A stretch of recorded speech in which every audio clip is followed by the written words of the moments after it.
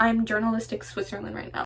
Hello everyone, my name is Alicia. I'm a freshman at Dartmouth College, and before I get started, I want to preface this by saying that my opinions are distinctly my own. What you do not have the right to is to spread hate.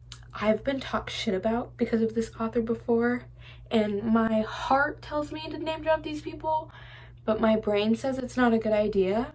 So I just want to say, if you're watching this to make fun of me, you know who you are, and hate doesn't look good on you. Get started. In my time, I've read 7 Colleen Hoover books. I've read It Starts With Us, It Ends With Us. Oh, I just said that in the wrong order, whatever. Verity, Ugly Love, Slammed November 9th, and Maybe Someday. I read majority of these books in quarantine and probably like 2020, 2021 era, freshman year of high school, so it's been a while. And I rated most of them very highly at the time. And I did like these books when I read them. I think that they are really good for beginning readers and they're very quick to get through. They were entertaining, to say the least, and they helped me maintain reading because they were faster and it like motivated me to finish more. This has been popular for years, but she really got, I think, her fame mostly when she blew up on TikTok. She got like a bunch of free marketing for It Ends With Us. I mean, I can't deny she has helped the publishing industry astronomically. Before like the big book talk break, the industry was becoming what they call a dead industry, and not many people were buying books anymore, especially physical books. She was a big part of the rise of book talk, especially with It Ends With Us, and even with her other books like that helped it along a little bit. So I like props to her for that. She helped bring in the revenue for this industry and even helped the economy. According to Chloe Veltman at VPR, Colleen Hoover's romance-heavy books are regular fixtures on the bestsellers list. She outsold the Bible by more than 3 million copies so far this year. Even if you don't like her or don't like her books, you can see how much of a positive impact she's had on the industry. I cannot lie about that. Especially got bigger and helped the economy more after not only It Ends With Us blew up, but also Verity, November 9th, and We Love. Let me show you some examples of people who love her. I'm sitting eyes wide open and I got one thing stuck in my mind.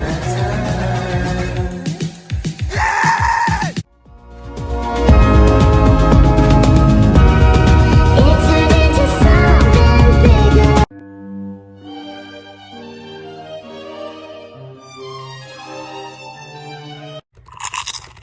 The things that all of those examples have in common, their majority of female viewership.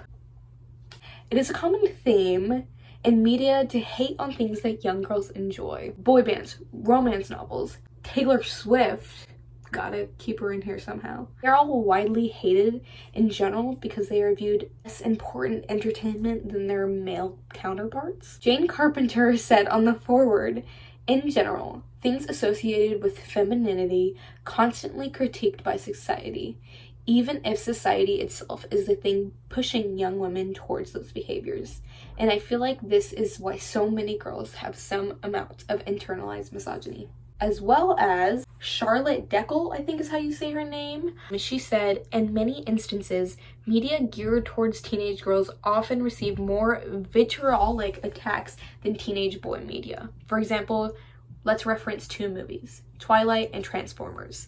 Neither are brilliant pieces of art, but only one's fan base is critiqued heavily. Whether it be Team Edward or Jacob or the rise of the world of Twymom, this discourse surrounding Twilight has never been tame.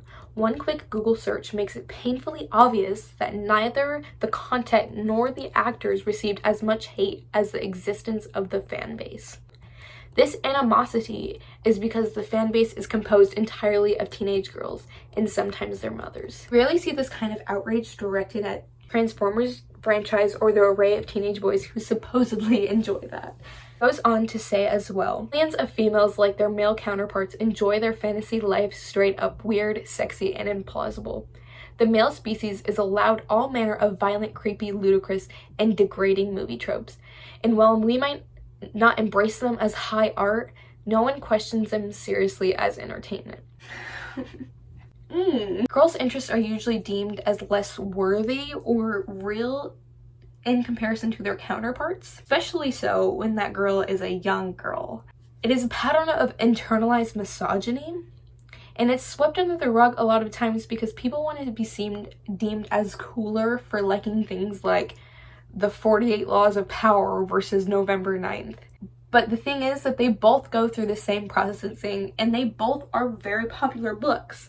It's just one is highly critiqued and the other isn't. And the thing is that I fear the same is quite true with Colleen Hoover. She writes majority of romance books. Romance has a tendency to be hated on because of its female audience. In fact, I did a study to see if there had been a test before to see how many people had read Colleen Hoover and what the percentage was of girls versus boys. The only one I found was AI, so I didn't want to believe it. So I did my own on my own Instagram. So I posted on my public Instagram story.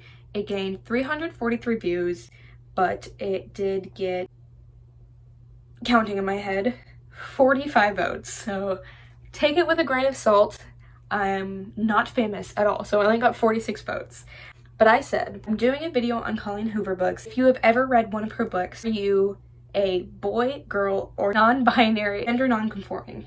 Of the 46 people that voted, 4% of them were non-binary. That is 2 votes. Also, only 4%, 2 votes that were boys, voted that they had read a Colleen Hoover book.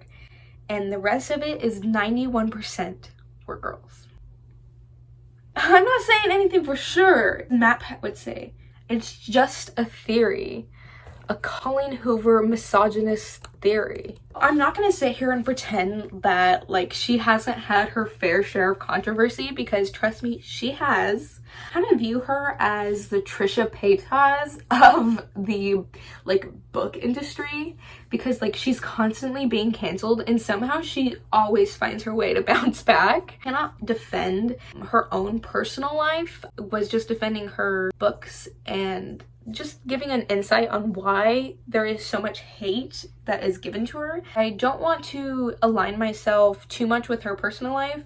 I do want to stay kind of as neutral as possible in a journalistic view. I'm not going to say if I like her or if I don't like her, because I don't want to get bashed online. There is no such thing as being neutral in this situation, and I'm scared. I'm journalistic Switzerland right now. I have a little wall of Colleen Hoover crimes. Okay, so the first crime, November 9th. I somehow got my hands on a copy that had the deleted scene when I originally read it. I did not know that there was supposed to be a sexual assault scene that was taken out, and I didn't expect it. For a little bit of a backstory for the people that don't know, November 9th is supposed to be this romance book where the 2 main characters meet up same day every year until the lead female character is 25, because she has some weird rule that she doesn't want to date until she's 25 or something like that. During one of those days they met at like a club or something. It's been a long time, I don't remember exactly. They met at this club and they're feeling frisky, so they like go to a bathroom or a coat closet or something. I don't fucking remember. They go to this room, this place, and they start, you know, smooching a little bit. But Fallon, the main character, is like, please stop. I don't want to go any farther. Ben continues to not stop, and you can use your imagination from there, because I don't want to ruin my chances of getting monetized. The thing is that Colleen continued this book as if there wasn't a fatal flaw in it, and continued the romance like, which in turn kind of like downplays the sexual assault. It's like, how can you respect the crime that happens and describe it, but then ignore it entirely for the sake of romance? Like, you could have just not put it in there if you really wanted this to be like a romance book. I'm not the only one that felt that way. She actually got like a lot of discourse online because of this, to the point where she had to take out the scene from every book in future copies. If you go to the store today and try to buy it, you're not going to get the one with the scene in it. I just am a little hacker. And just because it's out of eyesight doesn't mean it's forgotten. I do remember reading this and feeling very uncomfortable with the book, and I think that I mean, at the time I did rate it very highly, so I didn't think too much about it. But as I have grown as a person and think about this book, I think it's the plot twist is still crazy to me, but I just can't get the idea out of that scene out of my head. It just kind of makes me feel a little bit uncomfortable when I think about the fact that they're like supposed to be endgame, you know? Her most recent dabble with controversy is the It Ends With Us movie. You've probably heard about this. It's kind of recent. Also, can we not talk about the fact that these are printed in black and white? I tried to print them in color, okay? I just printed them in color also with something I wanted in black and white. So then the printer misjudged me and printed it in black and white. So don't talk about it, okay? I tried. Most recent dabble with controversy is the It Ends With Us movie. And I do want to preface this by saying that I actually did like the movie a lot. I cried during it. It made my heart pound. I liked it. And I don't really want to hear much criticism about it because it's like, it's a movie. Like, I don't know. I liked it, okay? Shut up. Don't question me. You know, that's not the point. Anyways, when promoting this movie, Blake Lively, the main character, kind of marketed it a bad way. She made it more of like, oh, go with your girlies, wear your florals, buy my new hair care products at a Target near you. I think she did this partly because her husband's movie was coming out and she wanted the success of like Barbenheimer. I don't know if she got what she wanted because she kind of just got canceled for it. So I can see where she's coming from, but at the same time, it could have been done better. I don't know. I'm just a girl. I'm just a freshman in college. Why am I the one to say my opinions? I can't just come on the internet and say my opinions. You'll just have to take it as truth, okay? But like at the same time, I don't really think that's Colleen Hoover's fault. Her name's just attached to the movie, so people could just kind of group her in that and make her at fault for it. But it's really just Blake Lively. I'm just a girl, okay? Okay, the next one. It Ends With Us coloring book. So just because the It Ends With Us movie wasn't quite Colleen's fault, it is kind of her fault for releasing nail polish in a coloring book about domestic violence. I remember seeing her post this on Instagram because I follow her on Instagram. I remember seeing her post this on Instagram and I just like thought it was a little weird. I was like, okay, like whatever, moved on with my day. I didn't think that it would like blow up as big as it did. I was just like, I mean, everyone, if you're in any industry, someone will somehow make a cash grab. And so I didn't really think that it was about that big at the time, but then when I started seeing all this discourse online, I was like, oh damn, like I just watched history happen. It said like releasing a coloring book and nail polish about a domestic violence book, a little bit tone deaf. But at the same time, I don't think that it was Colleen's idea to release these. So it's like, how far are we going to blame Colleen for these? Or are we just grouping it together because it gives us an excuse to hate her? I'm just gonna leave that there and let you decide. The next one. 4. The most popular of her controversies is her son. I chose this picture, you can't see it. Maybe I'll do a zoom in because they're like standing emojis. I don't know. Okay, that's not the point. The most popular issue that Colleen Hoover has is her hypocrisy. She explains like in her childhood how she watched her parents get abused and sexually assaulted, and even said that she had experiences, if I'm remembering correctly. She even wrote multiple books about assault and abuse. But then her son was outed for sexual assault. And what did Colleen say? She said that he denies any allegations, but he also takes responsibility.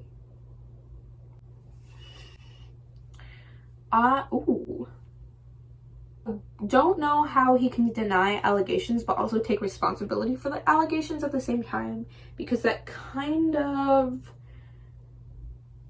counteracts it. Like, which one is it? Pick a side. But at the same time, would the media be as harsh about this if they didn't already hate her? Because it wasn't like she did the assault. It's like making women take accountability for their men they have in their life. Isn't this like a very popular trope? Like when Sabrina Carpenter had to apologize for her ex-boyfriend's racist likes on Instagram. It wasn't Sabrina Carpenter's fault. Why are we always making women apologize for the things that men do? Let's just leave that there. I'm gonna let you sit on that, and I'm gonna be neutral. At the same time, I feel like I brought in a lot of my own research, and since I'm trying to stay neutral here, I want to give you some things that other people said. In my Instagram post, I also asked for other people's opinions on Colleen Hoover and if they like her, if they don't like her, whatever. So let me read you some of the responses I got back. Also, there was a lot of responses, so if your response isn't in here, I could try to put some in the description, but also don't feel bad. I wanted to keep these actually anonymous. I wasn't at first, but then I started realizing how much hate I got in my Instagram DMs about this author, and I thought that it would be safer to just keep it private because I don't want anybody to get hate as well. This is one that's negative about her, and it is based on the singular book that I've read, November 9, and many unfortunate snippets of her other books. I got the sense that she's extremely out of touch with topics that her books handle and how they are advertised. The whole debacle with It Ends With Us coloring book and the nail polish set was wildly inappropriate. Just in general, I don't think her writing is good at all. Case in point, we laughed at her son's big balls. And her plot lines tend to be extremely problematic. Now let me give you one that's supporting Colleen. Says, I like her books because how she writes an intimate emotional connections, even with the main character's self. People read to escape reality and to ultimately have happy ending, but Colleen writes her books with so much realism that is truly heartbreaking, but also makes you feel understood in deeper ways you didn't realize you felt unheard about. In conclusion, you can make your own opinion. I'm not going to tell you what you could do. I'll give you 2 examples of someone who does like her and someone who doesn't, so that you could see how it could be different. And don't be a sheep. Don't follow what everyone else believes. Believe what you want to.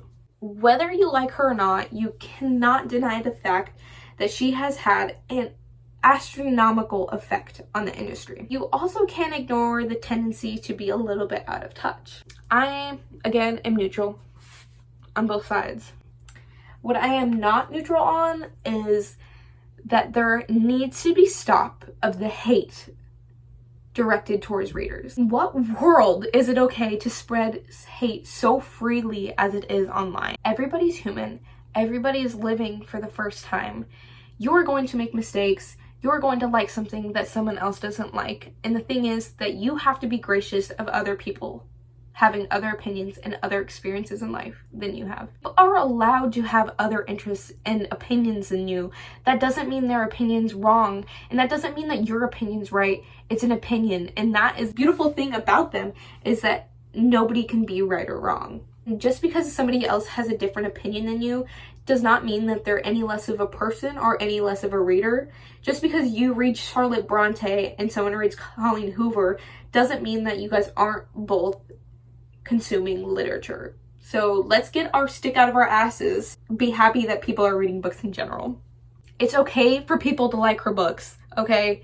Separate the art from the artist if you want, and if you like her as a person still, that's up to you, and it's totally your opinion as well. I don't think that we should shame people for what they're reading, especially for the things that the authors do. If we just keep shaming people for what they read, especially beginner readers, then they're not going to have an incline to pick up books in the future. And then we're right back to the problem when we were with the dyeing industry before Colleen even came around.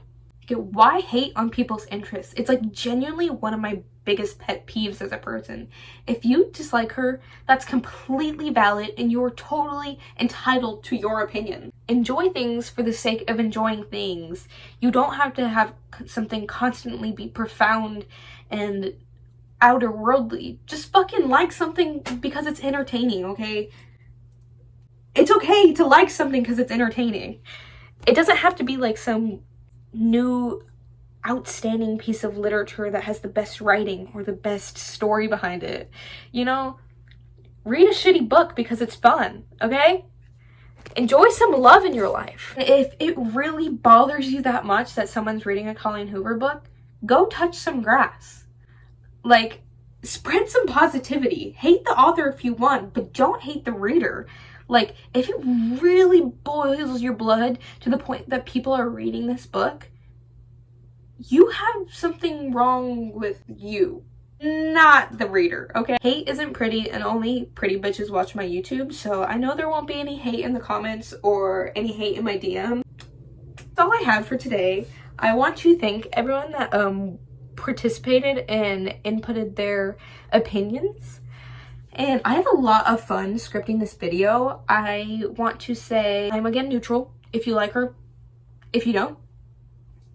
And if I somehow came off encouraging one side or the other, I'm sorry. I tried to be as journalistic as possible. If you like this style of video essay more than my last videos, I would like to know, because I want to still figure out what my style is. With that said, please follow me on Instagram, TikTok, Goodreads, whatever.